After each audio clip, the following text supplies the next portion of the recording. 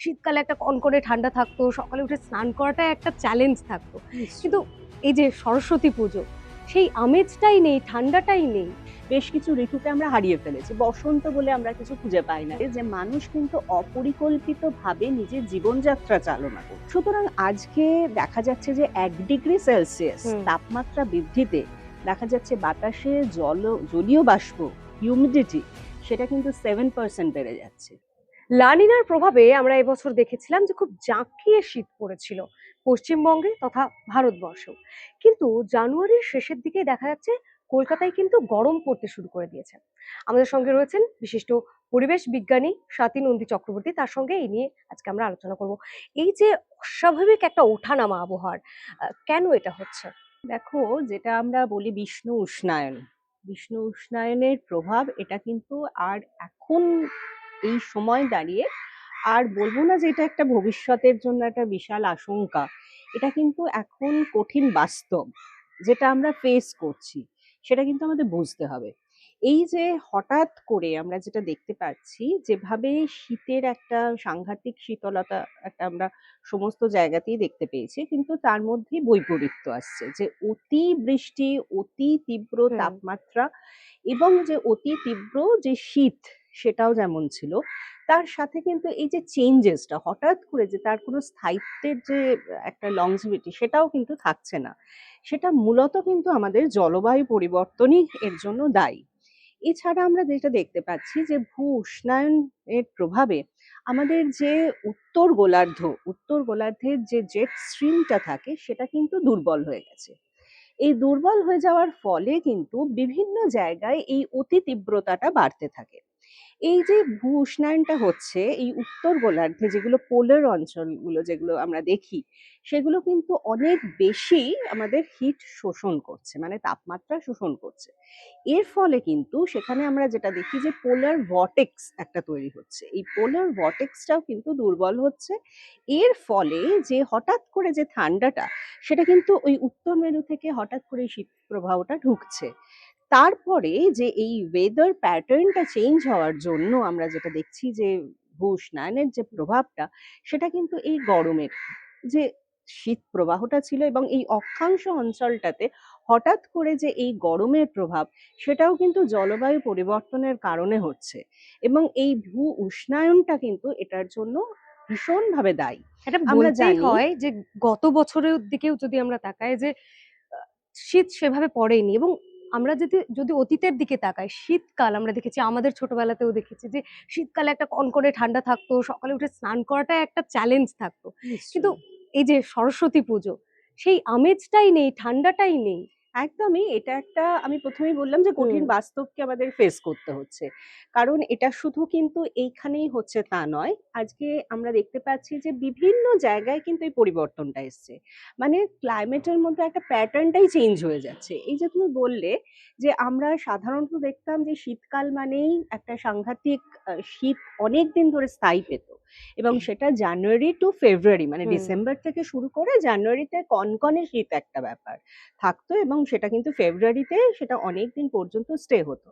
এবারে আমরা দেখলাম যেভাবে সরস্বতী পুজো কিন্তু ফেব্রুয়ারিতে না, হচ্ছে হুম। জানুয়ারিতে, অনেকটা এগিয়ে এসেছে এবং সেই সময় দাঁড়িয়ে সরস্বতী পুজোর দিন আহ, এবং তার আগের দিন কিন্তু ঠান্ডা প্রায় নেই বললেই চলে এবং এই পরিস্থিতিটা কিন্তু আমাদের কাছে ভীষণভাবে একটা ভাবাচ্ছে। কারণ হচ্ছে এই যে শীতকালের যে সময়টা সেটা কিন্তু অনেক কমে গেল।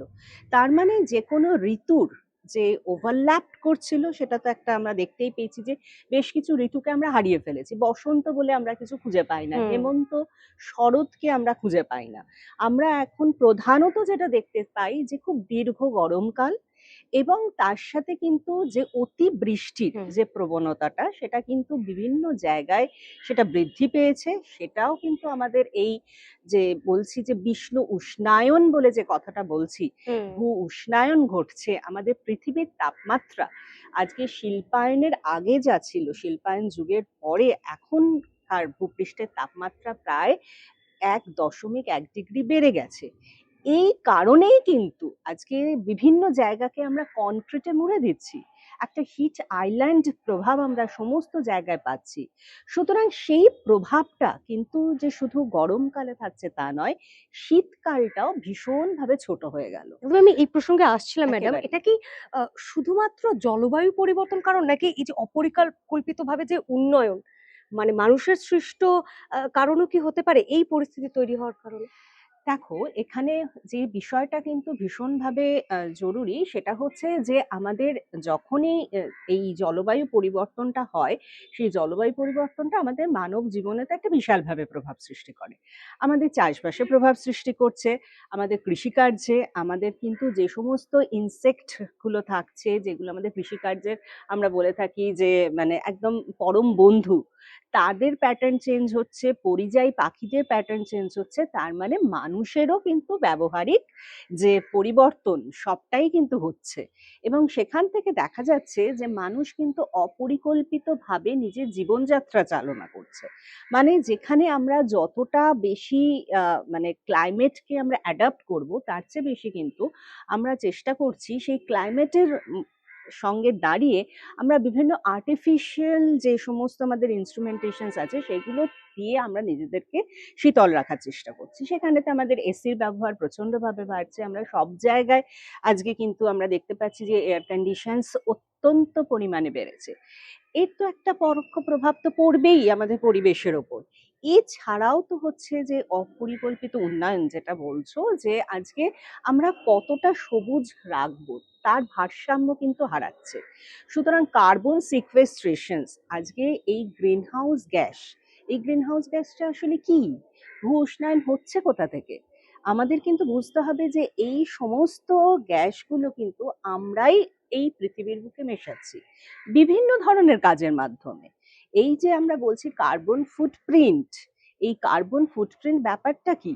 আমাদেরই বিভিন্ন কাজের মাধ্যমে কিন্তু আমরা পৃথিবীর বাতাসে যে কার্বনের যে মাত্রা থাকা উচিত তার মাত্রা বহুতর গুণ বাড়িয়ে চলেছি। সুতরাং সেটাকে তো আমরা ব্যালেন্স করার চেষ্টা করছি না। এই ব্যালেন্সটা ন্যাচারাল উপায় করতে পারে কে? সবুজ। সুতরাং আজকে বনাঞ্চল হারাচ্ছি আমরা, বনাঞ্চলগুলোকে আমরা কেটে সার্ভ করে সেখানে রিসর্ট বানাচ্ছি, সেখানেতে কিন্তু আমরা দেখতে পাচ্ছি সবুজের সংখ্যা কমছে। সুতরাং এই যে বাতাসের মধ্যে যে কার্বনের মাত্রাগুলো আছে সেটা তো সিকোয়েস্ট্রেড হচ্ছে না। তার মানে কার্বন সিকোয়েস্ট্রেশন যদি না হয়, সেটা করবে কে? সেটা তো আমি তুমি বা মানুষের পক্ষে করা সম্ভব নয়। কার্বন সিকোয়েস্ট্রেশন কিন্তু ন্যাচারালি একমাত্র আমাদের এই পরিবেশেতে গাছই করতে পারে। সুতরাং এই সবুজের ভারসাম্যটাকে যদি আমরা ব্যালেন্স না করে চলতে পারি, তাহলে তো এই যে পরিবেশে আমরা দেখতে পাচ্ছি দূষণের মাত্রা মানে সাংঘাতিকভাবে বেড়ে আছে, এবং সমস্ত শীতকাল জুড়ে আমরা দেখলাম একিউআই হুম। সাংঘাতিকভাবে বেড়ে সবটাই কিন্তু আমাদের বায়ুর যে গুণগত মান সেটাকে নষ্ট করেছে। এবং সেটা তো আমাদেরকে মানে বিভিন্নভাবে প্রভাব ফেলবেই। সেটা আমাদের শারীরিকভাবে, মানসিকভাবে আমরা তো ক্ষতিগ্রস্ত হবই। সেটা কিন্তু আসবেই। মানে এটা হয়তো আমরা এখন পর্যন্ত বুঝে উঠতে পারছি না। কিন্তু বিভিন্ন রিপোর্টের মাধ্যমে এটা কিন্তু উঠে এসেছে যে বায়ু দূষণগত কারণে মানুষের মৃত্যুর হার বেড়েছে। সুতরাং আজকে দেখা যাচ্ছে যে 1 ডিগ্রি সেলসিয়াস হুম। তাপমাত্রা বৃদ্ধিতে দেখা যাচ্ছে বাতাসে জলীয় বাষ্প, হিউমিডিটি, সেটা কিন্তু 7% বেড়ে যাচ্ছে। সুতরাং তুমি বুঝে দেখো যে একটা 1 ডিগ্রি সেলসিয়াস যখন তাপমাত্রা বাড়ছে, তখন যদি বাতাসে জলীয় বাষ্প বাড়তে থাকে, সেখানে কিন্তু অতিবৃষ্টির একটা প্রবণতা বাড়ছে। হুম। সুতরাং অতিবৃষ্টি যখন হবে, তখন কিন্তু বিভিন্ন জায়গায় একটা এই যে হঠাৎ করে যে হরকাবান হওয়া, হুম। এই যে ফ্লাড আমরা দেখতে পাচ্ছি, আরবান ফ্লাড যেটা বেড়েছে, হুম। এগুলো সবকটাই কিন্তু একটা যে ক্লাইমেটিক একটা ডিস্টারবেন্স, যেটাকে আমরা বলছি যে একটা অস্থিরতা, জলবায়ুর যে একটা প্যাটার্নের অস্থিরতা চলছে, তার প্রভাব কিন্তু খুব মানে ক্লিয়ারলি আমরা সেটাকে ফেস করছি। এবং সেটার সাথে যতদূর, যত তাড়াতাড়ি আমরা সেটাকে অ্যাডপ্ট করতে পারবো এবং মানিয়ে চলতে পারবো, নিজেদের স্বাস্থ্যের মানে ঝুঁকিগুলোকে আমরা সামলে চলতে পারবো, তবেই কিন্তু আমরা এক্সিস্ট করতে পারবো একদম আমি এই এই প্রসঙ্গেই পরিবেশে। আসছিলাম। এই যে অস্বাভাবিকভাবে আবহাওয়ার ওঠানামা, এটা মানুষের স্বাস্থ্য এবং আমাদের কৃষিকাজ বা জলসম্পদ, এগুলোতে কিভাবে প্রভাব পড়বে? একদমই এখনই দেখবে যে এই শীতের শুরুতে এবং শীতের এই যে শীত হঠাৎ করে কমে গেল, তাতে কিন্তু মানুষ বুঝে উঠতে পারছে না যে এখন কি ধরনের তাকে প্রিকশনস নেওয়া উচিত। কারণ কতটা শীত আছে সেখানেতে আমরা গরমের জামা পরবো নাকি না পরলে গরম লাগছে। এই যে একটা অস্থিরতা আমাদের মনের মধ্যেও চলতে থাকছে যে এটাকে আমরা বলি যে কিভাবে আমরা ক্লাইমেটটাকে অ্যাডপ্ট করব। হুম, এই অ্যাডাপ্টেশনসটা কিন্তু স্থায়িত্ব পাচ্ছে না। মানে আগের বছর আমি একরকম ভাবে এই ক্লাইমেটেতে ছিলাম। হুম, আবার এবছর আমার ক্লাইমেটিক প্যাটার্নটা চেঞ্জ হয়ে যাচ্ছে। মানে এত দ্রুত চেঞ্জ হচ্ছে এবং সেটার স্থায়িত্বটাও আমাদের কাছে খুব একটা প্রেডিক্ট করে উঠতে পারছি না। সেই কারণে আমাদের বডি ক্লক যেটা থাকে সেটাও কিন্তু খুব একটা মানে অ্যাডাপ্ট করতে পারছে না। এবং আমরা খুব সহজে বিভিন্ন ভাইরাস, এই সময়টা কি হয় যে বিভিন্ন ভাইরাসের প্রকোপ বাড়তে থাকে। সেটা ডেঙ্গু, ম্যালেরিয়া এছাড়াও কিন্তু বিভিন্ন ধরনের যে আমরা দেখি সর্দি কাশি বাড়তে থাকে, আমাদের ডিসেন্ট্রিক যে জলের মাধ্যমে বিভিন্ন ভাইরাস আমাদের যেভাবে এফেক্ট করে সেগুলোরও প্রকোপ কিন্তু বাড়তে থাকে, কারণ বডি ইমিউনিটিটা কমে যায়। এই কারণে মানুষকে এখন খুব সুস্থতার মধ্যে থাকতে হবে, যে যতটা আমাদের সজীব মানে সতেজ জিনিসপত্র খাওয়া দাওয়ার মধ্যে থাকতে হবে, প্রচুর পরিমাণে জল খাওয়া এবং তার থেকেও যেটা একটা মানে ডেফিনিট রেস্ট ভীষণভাবে দরকার, যেটা আমাদের নরমাল বডি ইমিউনিটিটাকে আমাদের কিন্তু ভীষণভাবে ঠিক রাখাটা খুব জরুরি ম্যাম, এই জলের সময়। কথা বলতে একটা বিষয় আমার মাথায় এলো, এই যে ডে জিরো, এটা একটা সময় একটা কল্প বিজ্ঞান ছিল, কিন্তু সেটা এখন একটা বাস্তবে পরিণত হয়েছে। গবেষণা থেকে জানা যাচ্ছে যে আর বেশি সময় নেই, এই 20 থেকে 30 দশকের মধ্যেই হয়তো এই ডে জিরো এই সিচুয়েশনটা হয়তো তৈরি হয়ে যাবে। তো এই যে পানীয় জলের ঘাটতি, আমরা সাম্প্রতিককালে দেখেওছি ইন্দোরের মতো ঘটনা।